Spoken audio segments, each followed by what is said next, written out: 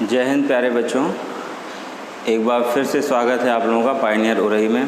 मैं अजय राजपूत आज आप लोगों के लिए कुछ विशेष टॉपिक लेकर आया हूँ। आप सभी लोगों ने देखा होगा कि यूपीएसआई का नोटिफिकेशन की जो न्यूज़ है वो लगभग जारी हो चुकी है और उसका जो नोटिफिकेशन है सितंबर के फर्स्ट हाफ में 100% आ जाएगा। शासन ने इसकी अनुमति दे दी है और बोर्ड भी इस पर बहुत तेज़ी से काम कर रहा है। और बोर्ड ने डिसाइड किया है कि एग्ज़ाम दिसंबर के सेकेंड हाफ में, मतलब 15 दिसंबर से लेकर 30 दिसंबर के बीच में करा लेना है। अच्छी वैकेंसी है और ये मान के चलो कि आप लोगों के पास ये मौका लगभग पिछले 4 सालों से सुन रहे थे कि वैकेंसी आनी है और लगभग आ ही गया।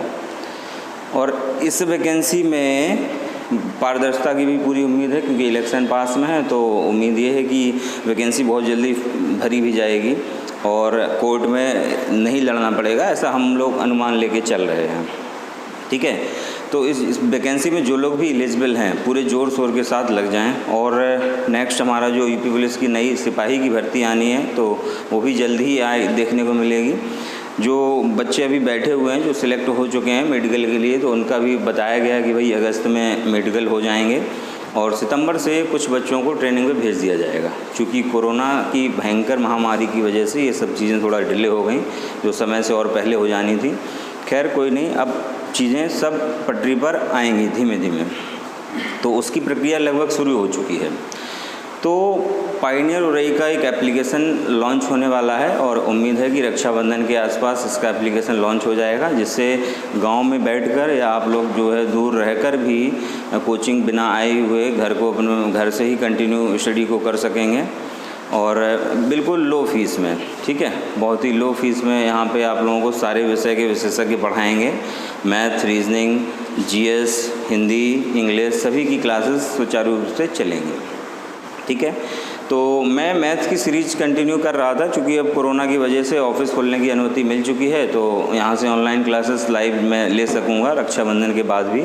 तो अभी फ़िलहाल मैं जो स्टार्ट किया था मैथ का सीरीज उसको कंटिन्यू करता हूँ। ठीक है, तो आज हम लोग पढ़ेंगे मैथ्स में नया टॉपिक टाइम, स्पीड, डिस्टेंस का।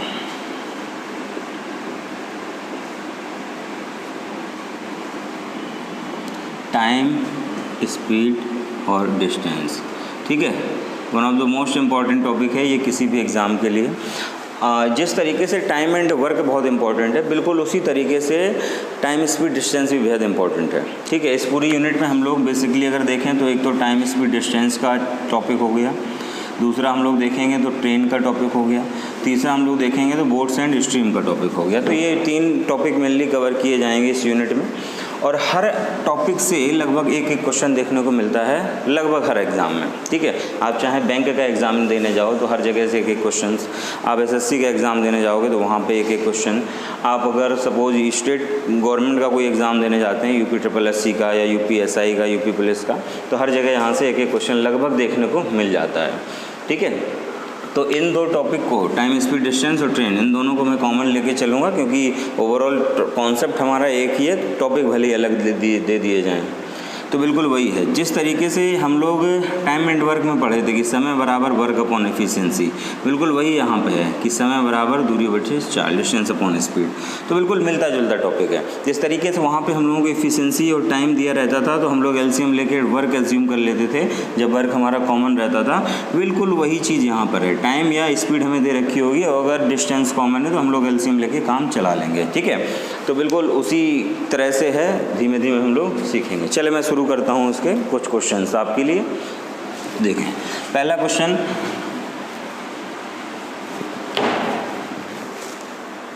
फर्स्ट क्वेश्चन देखेंगे टाइम एंड स्पीड डिस्टेंस के लिए। कोई एक व्यक्ति है अपने घर से ऑफिस के लिए जाता है। ठीक है, अपने घर से ऑफिस के लिए निकलता है, तो ऑफिस निकलने के लिए वह 8 सही 1/3 किलोमीटर प्रति घंटे की गति से जाता है। इस गति से जब वह जाता है तो जितने समय में उसे पहुंचना चाहिए था, ठीक है, जितने समय में उसे पहुंचना चाहिए था एग्जैक्ट टाइम पे पहुंच जाता है, वह निश्चित समय पे पहुंच जाता है। जब उसकी गति 8 से 1/3 किलोमीटर प्रति घंटे रहती है तो वो निश्चित समय में पहुंच जाता है जिस समय पे उसे पहुंचना था। नेक्स्ट, यदि वह स्पीड अपनी 7.5 किलोमीटर पर आवर कर ले, ठीक है, 7 से 1/2 किलोमीटर प्रति घंटे। अगर वह इस गति से अपने ऑफिस के लिए निकलता है तो ऑफिस पहुंचने में उसे 20 मिनट की देरी हो जाती है, 20 मिनट लेट हो जाता है वो। ठीक है, मैंने इस तरीके से नोटेट कर लिया। तो यहाँ पे क्वेश्चन बनता है कि उसके घर से ऑफिस के बीच की दूरी बताओ। डिस्टेंस पूछी जाती है कि उसके घर से ऑफिस के बीच की दूरी बताओ।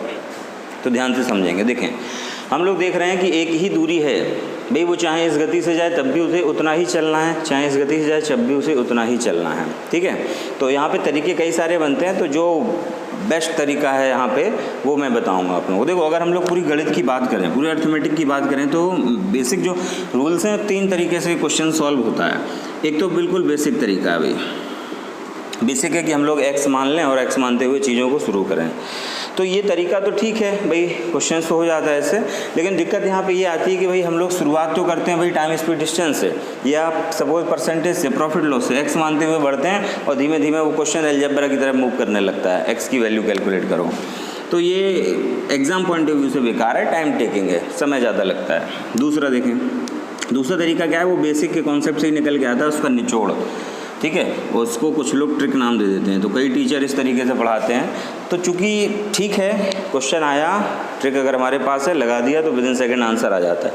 लेकिन अगर हम पूरी गणित को ही इसी तरीके से सॉल्व करेंगे तो बहुत ही बुरी स्थिति पैदा हो जाएगी। ये मान लो अपने पैर पे खुद से खिलाड़ी मारोगे, क्योंकि भाई हर टॉपिक में, या मान लो कि अगर हम लोग टाइप बाई टाइप की ही बात करें तो लगभग 20-20 टाइप के क्वेश्चन इकट्ठे हो जाते हैं। मतलब 20 फॉर्मूले आपको याद करने होंगे आपको एक चैप्टर में। अगर इसी तरीके से चलेंगे सारे चैप्टर को लेकर तो बड़ी समस्या का विषय हो जाएगा। हमारा जो तरीका रहेगा वो क्या है, कॉन्सेप्चुअल तरीका, कॉन्सेप्ट है एक, और वो कॉन्सेप्ट हमारा बेसिक से ही निकल के आता है। ना हमें एक्स मानना है, ना ही ट्रिक के द्वारा जाना, हमें क्या है कि एक कॉन्सेप्ट निकल के आएगा, उसके थ्रू चलना है। ठीक है, तो कैसे चलना हम लोग उस पर वर्क करेंगे। चलें, ठीक है, आगे बढ़ते हैं हम लोग। देखें, 8 से 1/3 किलोमीटर पर आवर से जा रहा है और 7.5 किलोमीटर पर आवर से जा रहा है, और समय में अगर हम लोग देखें तो यहाँ निश्चित समय पहुँच जा रहा है, यहाँ 20 मिनट लेट हो रहा है। भाई सीधी सी बात है, उसकी जो नॉर्मल स्पीड ये है। नॉर्मल स्पीड क्यों? क्योंकि वो इस गति से चल रहा है तो एकदम समय पे पहुँच जा रहा है। लेकिन जब इस गति से जा रहा है तो फिर वो 20 मिनट लेट हो जा रहा है। तो यहाँ पे डिस्टेंस पूछी गई है, तो 2 अलग अलग गति हैं। तो हमने ये बताया कि जब भी स्पीड दे रखी होगी तो हम लोग एलसीएम लेके मर्जी से डिस्टेंस मान लेंगे। तो 8 से ही 1/3, इसका अगर हम लोग इसको सही से लिखें तो 25/3 लिखा जा सकता है, और इसको हम लोग लिखें तो 15/2 लिखा जा सकता है। तो इन दोनों फिगर का हम लोग एलसीएम लेके टोटल डिस्टेंस मानेंगे। तो 25/2 और 25/3 और 15/2 का एलसीएम लेते हैं हम लोग। जब भी भिन्न का एलसीएम लिया जाता है तो भिन्न का एलसीएम लेते समय हमें ध्यान रखना है कि केवल अंश अंश का एलसीएम लिया जाता है और हर का एचसीएफ लिया जाता है। तो हम लोग 25 और 15 का केवल एलसीएम ले लेंगे। तो 25-15 का एलसीएम 75। तो हमने मान लिया सपोज 75 किलोमीटर की दूरी है, अपनी मर्जी से फिगर मान लिया कि सपोज 75 किलोमीटर की दूरी है। और ये ऐसा क्यों किया जा रहा है? क्योंकि हमारी कैलकुलेशन आसान हो सके। ठीक है, अब अगर 25/3 किलोमीटर पर आवर से 75 किलोमीटर जाएगा तो कितना समय लगेगा? तो समय निकालने के लिए हम लोग क्या करेंगे, 75 में डिवाइड कर देंगे 25/3 से। तो 25/3 से जब भाग दोगे तो 9 घंटे निकल के आएगा। ठीक है, हमने क्या किया, 75 में डिवाइड किया 25/3 से, 3 ऊपर पहुंच गया और इसको कैलकुलेट किया तो निकल गया है 9 घंटे। 9 घंटे का समय लग रहा है। बिल्कुल इसी तरीके से 15/2 से जब भाग देंगे तो 10 घंटे का समय लगेगा। तो हम लोग यहाँ पे देख रहे थे कि भाई 75 किलोमीटर की दूरी, अगर वो इस गति से जा रहा है तो 9 घंटे लग रहे हैं, अगर इस गति से जा रहा है तो 10 घंटे लग रहे हैं। और जबकि हम लोग देख रहे हैं टाइम का डिफरेंस हमारे माने हुए डाटा के अकॉर्डिंग टाइम का जो अंतर है वो 1 घंटे आया है, जबकि रियल में जो डिफरेंस दिया हुआ है दोनों ही समय में तो हम लोग देख पा रहे हैं 20 मिनट का अंतर है। तो हमारे हिसाब से भाई 60 मिनट का अंतर हो रहा है। ठीक है ना, और क्वेश्चंस के हिसाब से देखेंगे तो 20 मिनट का अंतर हो रहा है। तो हमारा जो डाटा है उसकी 1 यूनिट क्वेश्चंस के 20/60 मतलब 1/3 है, 1/3 है। तो जो डिस्टेंस हमने मानी थी 75, तो वो 75 ना होके कितना 1/3 हो जाएगी, और फाइनली जो आंसर आएगा वो 25 किलोमीटर होगा। मतलब उसके घर से ऑफिस के जो बीच की दूरी होगी वो 25 किलोमीटर होगी। ठीक है, उम्मीद कर रहा हूँ कि आप सभी को समझ आ गया होगा। ये बहुत ही इंपॉर्टेंट टाइप है, ये मान के चलें। देखो क्वेश्चंस करने के और भी तरीके हैं, लेकिन यहाँ पे हमारा जो बेस्ट तरीका है वो मैंने बताया आपको। और एक अच्छी प्रैक्टिस होने के बाद इस टाइप के क्वेश्चन ज़्यादा से ज़्यादा 15 सेकेंड, मैक्सिमम 15 सेकेंड के अंदर निकल के आ जाएंगे। कितने भी कठिन फिगर क्यों ना दे दिए जाएं उसके बावजूद। ठीक है, चलें हम लोग बढ़ते हैं नेक्स्ट क्वेश्चन की ओर। अगला क्वेश्चन समझेंगे आप लोग।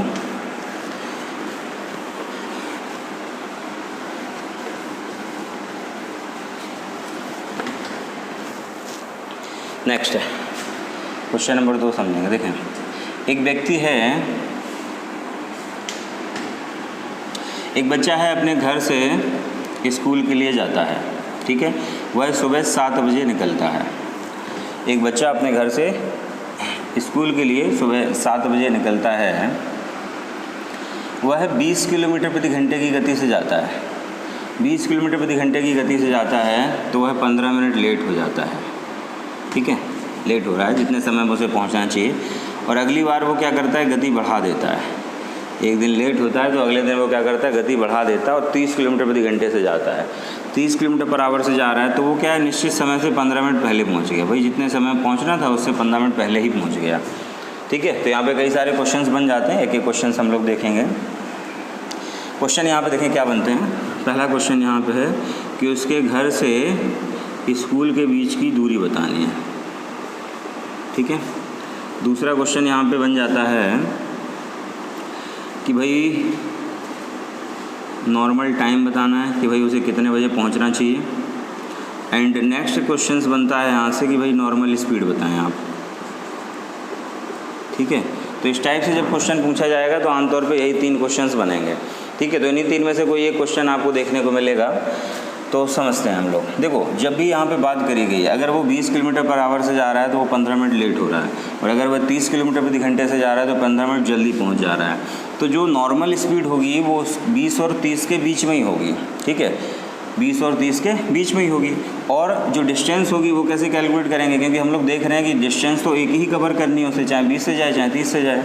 तो जब भी ऐसी सिचुएशन आती है कि डिस्टेंस हमें एक ही कवर करनी है तो हमने बताया था या तो टाइम दिया है तो टाइम का एलसीएम ले लो, या स्पीड दे रखी है तो स्पीड का एलसीएम ले लेंगे, ठीक है। तो यहाँ पर हमें स्पीड के फिगर पता है तो स्पीड का एलसीएम लेके हम लोग अपनी मर्जी से डिस्टेंस मान लेते हैं। तो 20 और 30 का एलसीएम ले लेते हैं हम लोग। तो एलसीएम आया यहाँ पे 60। तो हमने मान लिया सपोज 60 किलोमीटर की दूरी है। अगर 20 से जाएगा तो 3 घंटे का समय लगेगा, 30 की स्पीड से जाएगा तो 2 घंटे का समय लगेगा। तो हम लोग देख रहे हैं यहाँ पे हमारे अकॉर्डिंग, हमारे माने हुए डाटा के हिसाब से समय में जो अंतर आया वो 1 घंटे का आया, मतलब पूरे 60 मिनट का डिफरेंस आया। अगर इस गति से जाएगा तो 3 घंटे, इस गति से जाएगा तो 2 घंटे। तो डिफरेंस जो आ रहा है वो 60 मिनट का आ रहा है हमारे अकॉर्डिंग। जबकि क्वेश्चंस में हम लोग देख रहे हैं इसमें 15 मिनट लेट हो रहा था, इसमें 15 मिनट जल्दी पहुँच रहा है, मतलब यहाँ पर जो डिफरेंस आया वो 30 मिनट का। तो हमारा जो माना हुआ डाटा है उसकी 1 यूनिट बराबर हो जाएगी 30/60, मतलब हाफ, ठीक है। तो डिस्टेंस भी जो हमने मानी है वो भी आधी हो जाएगी। तो डिस्टेंस यहाँ पे निकल के आ जाएगी 30 किलोमीटर। तो उसकी जो एक्चुअल डिस्टेंस है वो निकल के आ गई कि 30 किलोमीटर।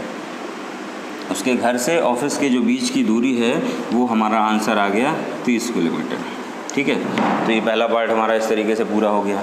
सेकंड पार्ट को समझेंगे, और मौखिक ही हैं ये सारे क्वेश्चंस, आपको बस थोड़ा सा दिमाग लगाना है। दूसरे क्वेश्चंस में बोला जा रहा है नॉर्मल टाइम बताओ कि भाई वो स्कूल पहुंचेगा तो उसका नॉर्मल टाइम क्या होगा, समझेंगे। देखो, अगर सपोज़ 30 किलोमीटर पर आवर से जाता, 30 की स्पीड से अगर वो 30 किलोमीटर जाएगा तो 1 घंटे पहुँच जाएगा, मतलब सुबह 7 बजे चला तो 8 बजे पहुँच जाएगा। और 8 बजे वो पहुँच गया, उसमें भी 15 मिनट पहले ही पहुँच गया। 8 बजे पहुंचा और 15 मिनट पहले ही पहुंचा, इसका मतलब कितने बजे पहुंचना था उसे, 8:15 पे पहुंचना था। तो नॉर्मल टाइम यहाँ निकल के आ जा रहा है कि भाई 8:15 पे पहुंचना था, ठीक है। किसी के दिमाग में ऐसा तो नहीं चल रहा 7:45 पे पहुंचना था, 7:45 नहीं 8:15 ही आएगा। इस तरीके से भी देख सकते हैं आप। 20 किलोमीटर पर आवर से अगर वो 30 किलोमीटर जाएगा, 20 की गति से 30 किलोमीटर जाएगा तो 1.5 घंटे का समय लगेगा, मतलब 1 घंटे 30 मिनट में पहुंचा और 15 मिनट लेट हो गया। इसका मतलब 1 घंटे 15 मिनट में पहुंचना था, तब तो 1 घंटा 30 मिनट लग गया, तभी तो बोला जाएगा लेट हो गया। तो 1 घंटा 15 मिनट में पहुंचना था तो 7 बजे चला था तो 8:15 पे पहुंचना था। नॉर्मल जो टाइम है वो कितना 8:15 निकल के आया है। और अगर हम लोग बात करें फ्रैक्शन में, तो 1 घंटे 15 मिनट, और 1 घंटे 15 मिनट को हम लोग कितना लिख सकते हैं, 1 घंटे 15 मिनट, और 15 मिनट को फ्रैक्शन में हम लोग 1/4 लिख सकते हैं। तो 1 सही 1/4, मतलब ओवरऑल 5/4 घंटे, 5/4 घंटे नॉर्मल टाइम आ रहा है। थर्ड क्वेश्चन में पूछा गया नॉर्मल स्पीड क्या होगी, तो नॉर्मल स्पीड हम लोग बताएंगे थर्ड क्वेश्चन। तो स्पीड बराबर होता है डिस्टेंस अपॉन टाइम। तो डिस्टेंस हमारा पता है भाई कि 30 किलोमीटर है, और नॉर्मल टाइम क्या है 5/4 घंटे। तो 5/4 से डिवाइड कर देंगे हम लोग, ठीक है। तो 5 से कैंसिल होगा 6 बार, और हमारा आएगा आंसर 24। तो जो नॉर्मल स्पीड है उसकी वो 24 किलोमीटर प्रति घंटे होगी, ठीक है। नॉर्मल स्पीड जो होगी वो 24 किलोमीटर प्रति घंटे होगी। चलें आगे बढ़ते हैं हम लोग और क्वेश्चंस देखते हैं।